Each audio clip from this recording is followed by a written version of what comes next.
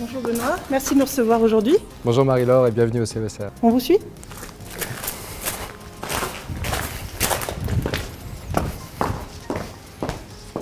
Le Centre d'études supérieures de la Renaissance est un laboratoire de recherche qui réunit une centaine de chercheurs et également toutes les disciplines des sciences humaines qui sont très engagés dans les humanités numériques avec cette part du digital dans la fabrique même des savoirs. Nous pilotons également une formation qui s'appelle l'École supérieure en intelligence des patrimoines où ce volet digital est très important. Et puis également le programme de recherche, Ambition Recherche Développement, qui a le même nom, Intelligence des patrimoines, et qui réunit 32 laboratoires de la région Centre-Val de Loire.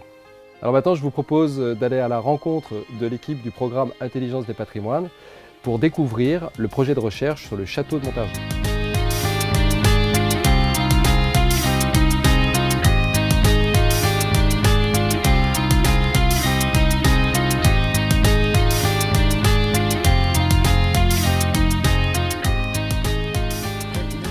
Le programme Intelligence des patrimoines est un programme de recherche interdisciplinaire qui porte sur l'étude et la valorisation des patrimoines, qu'ils soient culturels ou naturels, en région Centre-Val de Loire. Il est donc financé par la région et porté par l'Université de Tours pour un collectif de 9 partenaires académiques.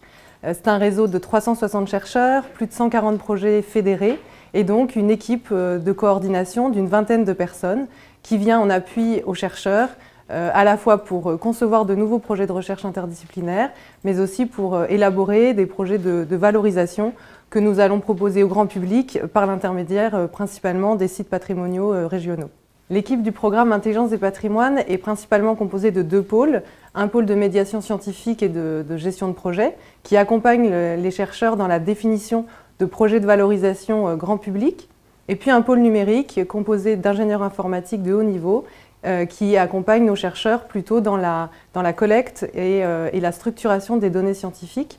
Et c'est vraiment cette articulation et cette collaboration entre les 2 pôles qui nous permet de proposer au grand public des applications de visites virtuelles par exemple, des web documentaires, des jeux sérieux et donc de rendre accessibles les données de la science à un public beaucoup plus large.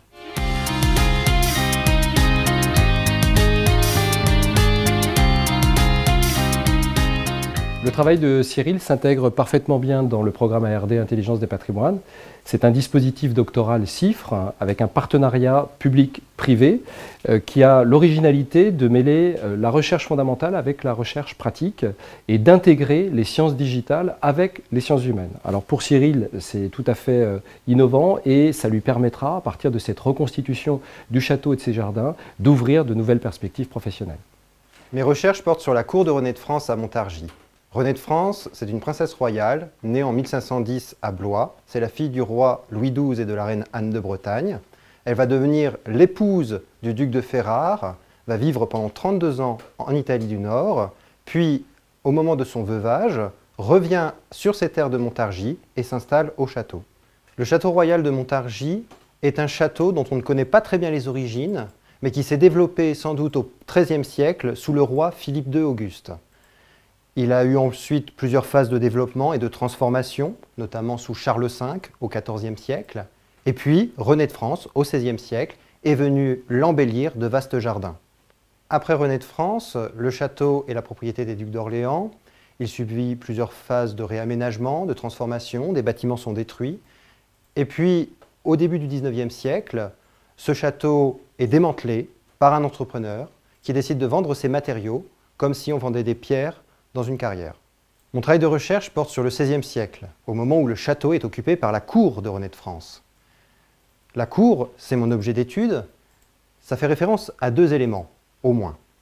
Un groupe de serviteurs au service de la princesse royale, mais aussi le lieu où ces personnes résident, c'est-à-dire le château de Montargis. Et ces 2 éléments, les serviteurs et le château, permettent à Renée de France d'adopter le mode de vie, de vivre selon le rang d'une princesse royale. Les jardins du château de Montargis s'inspirent dans leur plan du plus célèbre roman de la Renaissance qui s'intitulait Le Songe de Polyphile et qui proposait dans son dernier chapitre une description d'un jardin idéal, d'une île circulaire ordonnée par la géométrie.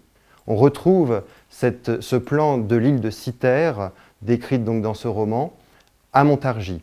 Et c'est pourquoi nous avons choisi d'intituler ce projet « Le songe de René de France », en référence donc à ce roman majeur à cette époque qui a inspiré de nombreux architectes, et en même temps pour créer une forme de distance par rapport à l'interprétation qu'on a eue d'un château disparu à partir des données de notre recherche.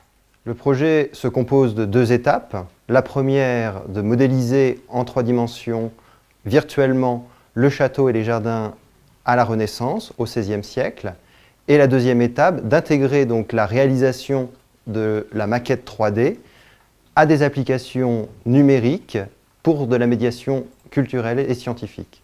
L'objectif de la modélisation en 3 dimensions, c'est sur le plan scientifique de rassembler des données diverses, de les mettre en application pour essayer de redonner forme à des éléments qui ont disparu et ainsi proposer un modèle virtuel en 3 dimensions du château et des jardins à la Renaissance et d'expérimenter des hypothèses de travail à partir de nos résultats de recherche. Sur le plan culturel, l'objectif est d'intégrer la maquette 3D du château et des jardins à la Renaissance à des applications de médiation numérique qui vont permettre au plus large public possible de découvrir ce monument disparu, ces jardins et leur histoire. Au cours de ma licence et de mon master en histoire, je n'ai pas appris à utiliser des outils numériques pour modéliser un château en 3D ou encore pour faire des applications numériques de médiation scientifique. C'est un projet qui est arrivé au cours de ma thèse de doctorat et c'est pour ça que j'ai été mis en rapport avec des professionnels au sein du programme Intelligence des patrimoines pour m'aider à réaliser ce projet.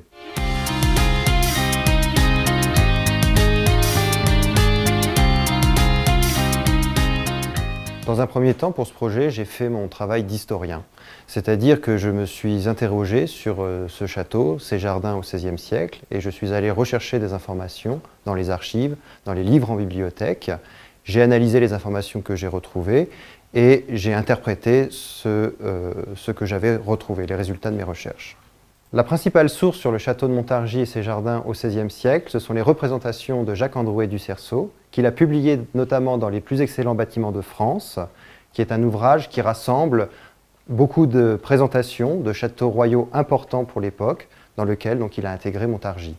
Nous avons sous les yeux des dessins de ce projet d'ouvrage qui sont conservés à Londres, au British Museum, qui nous représentent ici le château en vue perspective, mais aussi des détails sur un bâtiment, qui est la grande salle, ou encore le développé du pourtour du château et une partie de ses jardins, et un détail sur une grande galerie qui était aussi dans les jardins. La question qui se pose face à une telle source, c'est de savoir est-ce qu'elle nous représente la réalité ou non? Jusqu'où elle nous représente ce qui a existé? Et pour essayer de répondre à cette question, il est nécessaire de croiser ces représentations avec d'autres sources, d'autres présentations, d'autres textes descriptifs, d'autres données. Les différentes informations qu'on retrouve et qu'il va falloir croiser, elles se situent dans des documents qui sont éparpillés un peu partout en France ou à l'étranger, dans des archives, dans des bibliothèques. Il faut notamment consulter d'importants registres de comptes et parfois leurs pièces justificatives qui se retrouvent dans des situations d'entremêlement assez complexes à démêler. Et cet ensemble de données venues de plans, de représentations et de textes issus des archives, il va falloir les croiser pour permettre de développer notre connaissance sur les jardins, sur le château de Montargis. La problématique maintenant, c'est de savoir comment appliquer les données que j'ai récupérées à la réalité. Et pour cela, j'ai eu besoin de Damien et de ses compétences.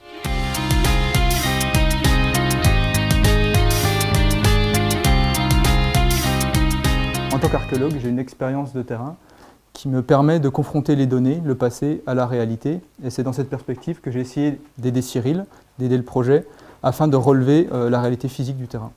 Donc la première étape du projet consiste à travailler en 2 dimensions sur des systèmes d'information géographique.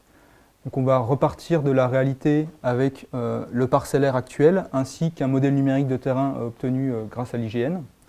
Sur ces données physiques réelles, on va projeter les cartes historiques. La première référence qu'on va utiliser est une carte historique relativement récente, relativement peu déformée et qui correspond assez bien à la réalité, même si on note un certain nombre déjà de déformations par rapport au plan d'origine.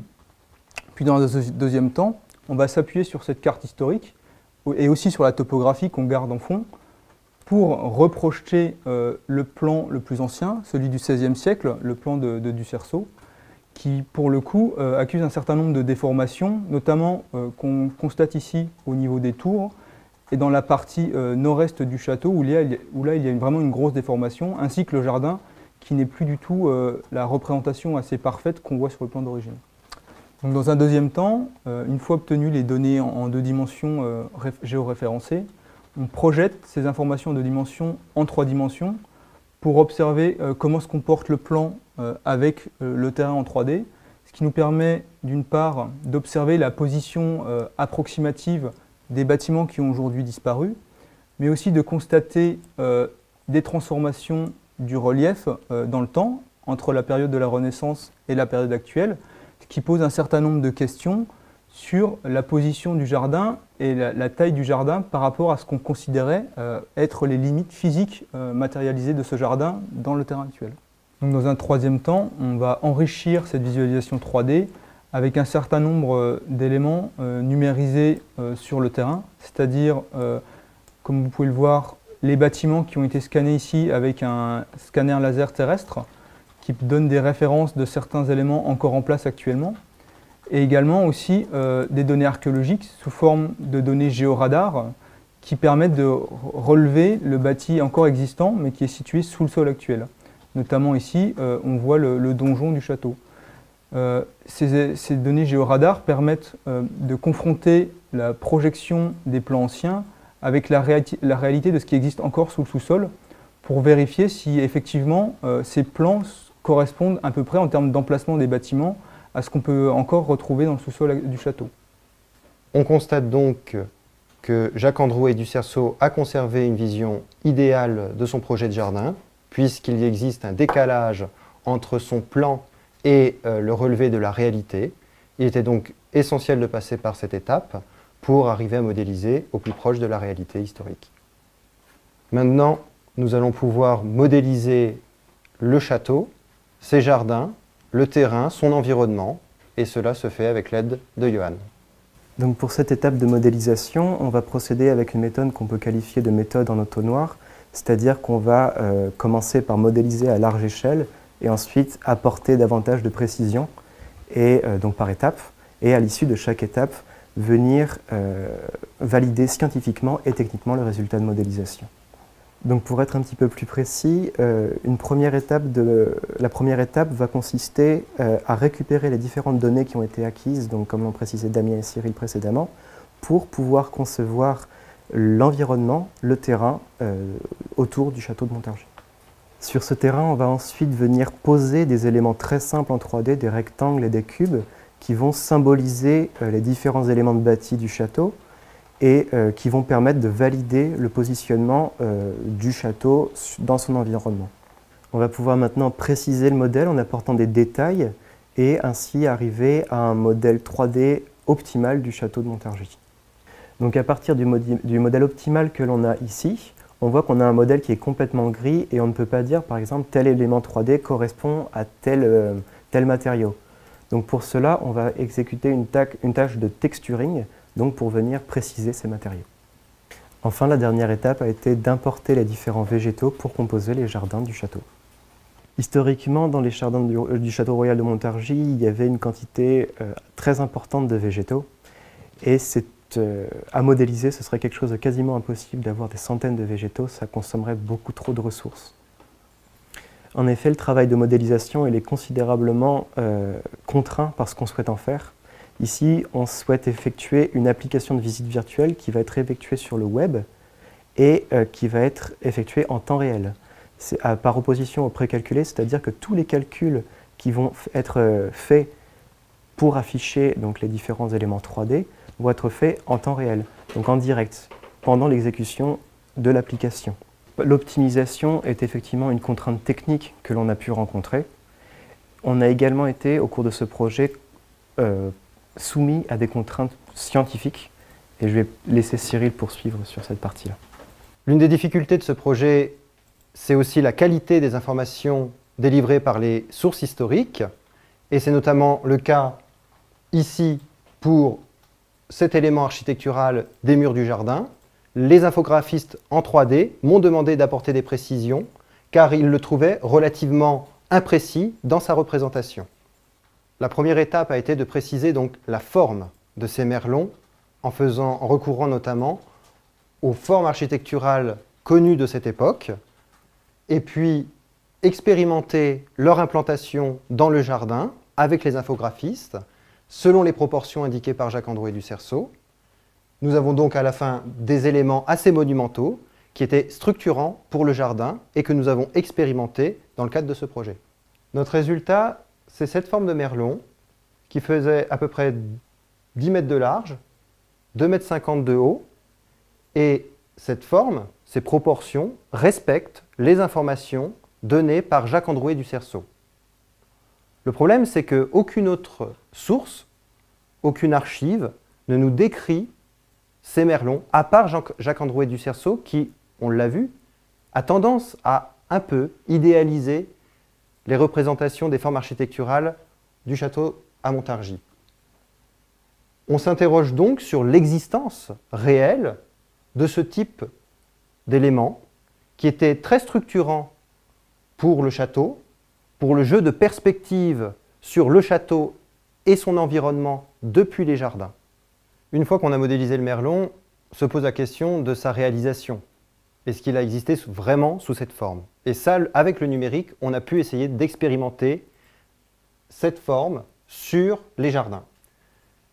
On s'est très vite rendu compte qu'il ne fallait pas réaliser une seule forme de merlon, mais plusieurs, car les formes varient en fonction de l'inclinaison du terrain, les largeurs varient selon le côté des jardins où l'on se situe, c'est-à-dire que les allées tracent des perspectives concentriques vers le château, la largeur du merlon côté des grands jardins et de l'environnement est plus large que celle du château.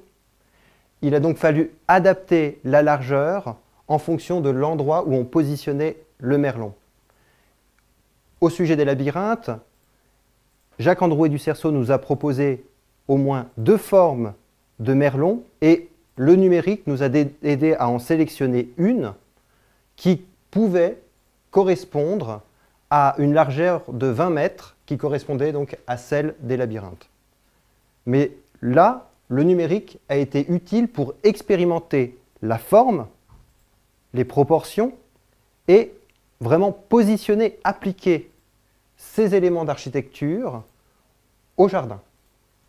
On aboutit donc à une maquette 3D du château et des jardins qui a été réalisée à partir d'un travail de croisement de sources historiques qui nous permet donc d'avoir au final une vision moins idéalisée du château, pas uniquement à partir des plans et des dessins de Jacques-Androuet du Cerceau, mais à partir d'un ensemble de données que le numérique a permis de rassembler, de croiser et de donner une forme pour les historiens, pour l'analyse de ce château et de ses jardins. Dès les débuts du projet Montargis 3D, Manu et moi, on a travaillé ensemble pour imaginer quelle technologie on allait utiliser pour diffuser les résultats du projet, la maquette 3D par exemple. Et donc on a choisi du web pour toucher un public très large.